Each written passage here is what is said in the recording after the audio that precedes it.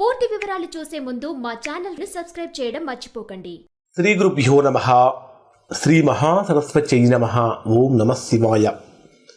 Narayana Sastry astrology channel వీక్షిస్తున్నటువంటి ప్రేక్షక మహాశైలకు స్వాగతం, సుస్వాగతం. ఈరోజు మనము 2025 సంవత్సరం జూలై 13వ తేదీ నుంచి 2025 సంవత్సరం నవంబర్ 28వ తేదీ వరకు, అంటే 139 రోజుల పాటు మీనరాశిలో శని భగవానుడు వక్రంలో సంచరిస్తాడు. వక్రం అంటే రెట్రోగ్రేడ్లో వెనక్కి వెళ్తాడు. ఈ 139 రోజులు మిథున రాశి వారిపై ఎటువంటి ప్రభావం ఉంటుంది? కారణం ఏమిటంటే మిథున రాశి వారికి శని అష్టమ మరియు భాగ్య అంటే 8, 9 స్థానాలకు అధిపతి. ఎక్కడ సంచరిస్తున్నాడు? 10వ స్థానంలో, అంటే కర్మస్థానంలో, వృత్తి ఉద్యోగ వ్యాపారాలకు సంబంధించినటువంటి అడ్మినిస్ట్రేటివ్ ప్లేస్లో మనకు సంచరిస్తున్నాడు. అసలు శని వక్రంలో సంచరించేటప్పుడు ఏం జరుగుతుందంటే, శని భగవానుడు సహజంగా కర్మకారకుడు. అంటే గత జన్మలో చేసినటువంటి కర్మలు ఏవైతే, కర్మలు అంటే పనులు, మనము గతంలో చేసినటువంటి పనులు ఏవైతే ఉంటాయో, మంచి పనులు కనుక చేస్తే శని వక్రంలోకి వచ్చినప్పుడు ఆ మంచి ఫలితాన్ని అందిస్తాడు.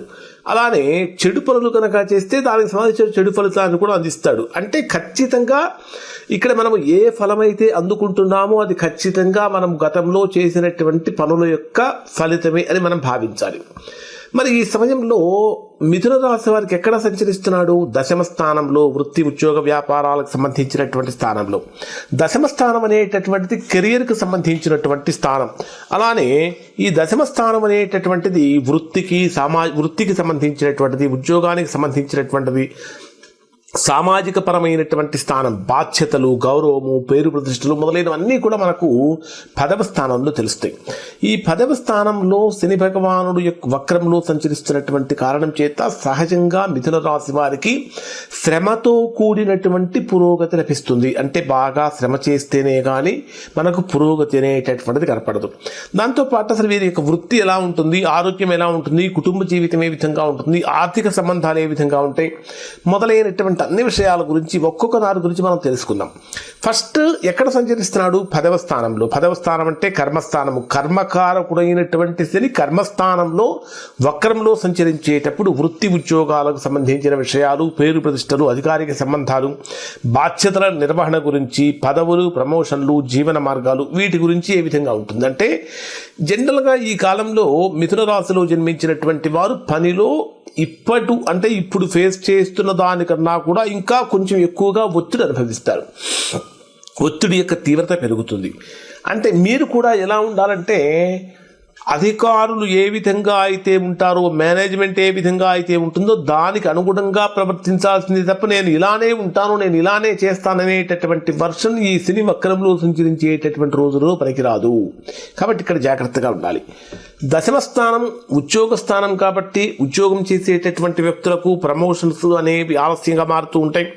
ఉద్యోగ మార్పులు కూడా, అంటే ఒక ప్రాంతం నుంచి మరొక ప్రాంతానికి వెళ్ళాలన్నా, లేదా ఈ ఉద్యోగం వదిలిపెట్టి మరొక ఉద్యోగానికి వెళ్ళాలన్నా కూడా ఉద్యోగ మార్పులు కూడా ఆలస్యం అవుతూ ఉంటాయి అని చెప్పాలి.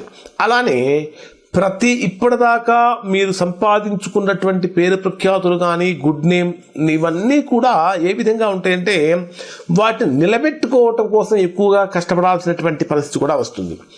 ఇక్కడ మీకు గతంలో చేసినటువంటి పొరపాట్లు ఏవైతే ఉంటాయో వాటి వలన ఇప్పుడు, అంటే ఉద్యోగపరంగా కానీ వ్యాపార పరంగా కానీ, వాటి వలన మీరు ఇప్పుడు కొంచెం ఎక్కువగా ఒత్తిడికి గురి కావటం కానీ, వాటికి సంబంధించిన సమాధానం చెప్పాల్సిన పరిస్థితులు కానీ వచ్చే అవకాశాలు ఉంటాయి. ఆర్థికంగా మిథున రాశి వారికి ఏ విధంగా ఉంటుందంటే, వృత్తి మార్పులు, అంటే వృత్తి కూడా మార్పు జరిగే అవకాశం ఉంటుంది. వృత్తి మార్పుల కారణంగా ఆదాయంలో కూడా ఖచ్చితంగా అస్థిరత్వం ఏర్పడుతుంది. అంటే కన్సిస్టెన్సీ కోల్పోయే ప్రమాదం ఉంటుంది. ఖర్చులు కూడా కొంచెం, అంటే గణనీయంగా పెరగకపోయినా ఇంతకు ముందు కన్నా కూడా ఖర్చులు పెరిగే అవకాశాలు ఉంటాయి. కాబట్టి దీనికి సంబంధించినటువంటి శని భగవానుడు వక్రంలో సంచరిస్తున్నాడు అంటే మిథున రాశి వారు చేయాల్సింది ఏంటంటే, క్రమశిక్షణతో కూడినటువంటి జీవితాన్ని మిథున రాశి వారు అలవాటు చేసుకోవాలి. అలానే ఇంకా కొన్ని ఆదాయ మార్గాలు ఏవైనా ఉన్నాయా అనేటటువంటి విషయంలో కూడా వీళ్ళు ముందుకు వెళ్ళాలి. ఇంకా ఏమైనా ఆదాయ మార్గాలు ఉన్నాయా? తర్వాత సామాజిక స్థితి ఏ విధంగా ఉంటుందంటే, సమాజంలో మీ యొక్క స్థితి ఏ విధంగా ఉంటుంది, పేరు ప్రతిష్టలు ఏ విధంగా ఉంటాయంటే, గతంలో వచ్చినటువంటి పేరు ప్రతిష్టలు ఇప్పుడు మీకున్నటువంటి పేరు నిలబెట్టుకోవటమే అత్యంత కఠినతరమైనటువంటి పరిస్థితి. ఎందుకంటే దాన్ని పోగొట్టుకోకూడదు. వ్యతిరేకులు కానీ, మీపై అసూయ కలిగినటువంటి వారు కానీ మీ గురించి చెడుగా ప్రచారం చేసే అవకాశాలు ఎక్కువగా ఉంటాయి. శని వక్రంలో సంచరించేటటువంటి రోజులలో చెడుగా ప్రవర్తించే అవకాశం ఉంటుంది. ఇది మాత్రమే కాకుండా ఉద్యోగపరంగా కానీ, వ్యాపార పరంగా కానీ సమస్యలు పైకి తెలియకుండా చాప కింద నీరులాగా ఒక్కసారిగా వస్తాయి. అటువంటివి రాకుండా, కొంచెం అంటే రాకుండా కాదు, మీ పొరపాట్లు లేకుండా చూసుకోవడం అనేటటువంటిది ప్రధానంగా చెప్పదగినటువంటి సూచన. కుటుంబపరమైనటువంటి సంబంధాలు ఏ విధంగా ఉంటాయంటే, కుటుంబ సభ్యులతో మీరు ఎక్కువగా వాళ్ళతో కాంటాక్ట్లో లేకపోవటం, అనర్గళంగా మాట్లాడకపోవటం, దాంతో కుటుంబానికి కొంచెం మిమ్మల్ని దూరంగా పెట్టే అవకాశాలు, మీరు కుటుంబాన్ని దూరంగా పెట్టడం కానీ, కుటుంబమే మిమ్మల్ని దూరంగా పెట్టడం కానీ, అంటే రిలేషన్స్లో కొంచెం వీక్నెస్ అనేటటువంటిది కనిపిస్తుంది. ఇవి కూడా మీరు సరి చేసుకోవాల్సినటువంటి ప్రధానమైనటువంటి పాయింట్. అలానే మీ ఇంట్లో ఉన్నటువంటి పెద్దవాళ్ళ ఆరోగ్యం విషయంలో మీరు ప్రత్యేకమైనటువంటి శ్రద్ధ కనబరచాలి, లేకపోతే ఆరోగ్యపరంగా సమస్యలు కలుగుతూ ఉంటాయని చెప్పాలి.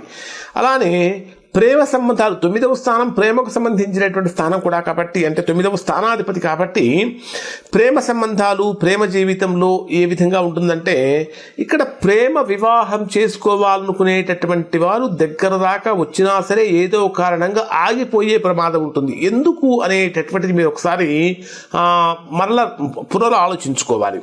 అలానే ఈ ప్రేమకు సంబంధించినటువంటి వివాహాలు చేసుకోవాల్సినటువంటి విషయాలలో విపరీతమైనటువంటి ఆవేశాలు కూడా వస్తూ ఉంటాయి. ఆవేశం తెచ్చుకోవటం కన్నా కూడా బాధ్యతల మీద దృష్టి పెట్టడం అనేటటువంటిది మిథున రాశి వారికి ప్రధానంగా చెప్పదగిన సూచన. అసలు ఈ 139 రోజుల పాటు శని భగవానుడి యొక్క కారణం చేత మిథున రాశి వారి యొక్క మానసికమైనటువంటి స్థితి ఏ విధంగా ఉంటుందని కనుక మనం పరిశీలించినట్లయితే, మానసికంగా ఎన్నో రకాలైనటువంటి ప్రశ్నలు, అంటే సమాధానం దొరకనటువంటి ప్రశ్నలతో కొంచెం తికమకపడే అవకాశం ఉంటుంది.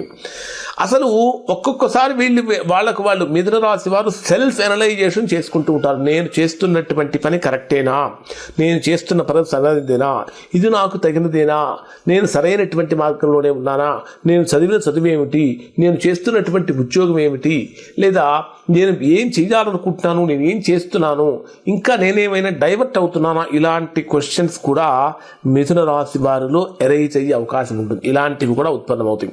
ఇలాంటి ఉత్పన్నమైనప్పుడు మీ యొక్క ఆత్మ విమర్శ మిమ్మల్ని చక్కగా ముందుకు తీసుకెళ్ళడానికి ఉపయోగపడుతుంది. ఇది మీ యొక్క ఆత్మ బలాన్ని కూడా పెంచుతుంది అని చెప్పాలి. తర్వాత మిథున రాశి వారికి 8వ స్థానాధిపతి కూడా శనే కాబట్టి, ఇక్కడ ప్రొఫెషనల్ అంటే వృత్తి, ఉద్యోగ, వ్యాపారాలలో ఏర్పడినటువంటి ఒత్తిడి యొక్క కారణం చేత విపరీతమైనటువంటి బాడీ పెయిన్స్ కానీ, ముఖ్యంగా చెప్పాలంటే వెన్నునొప్పి కానీ, నిద్రలేమి కానీ, మానసికమైన ఆందోళన కానీ కలుగుతుంది.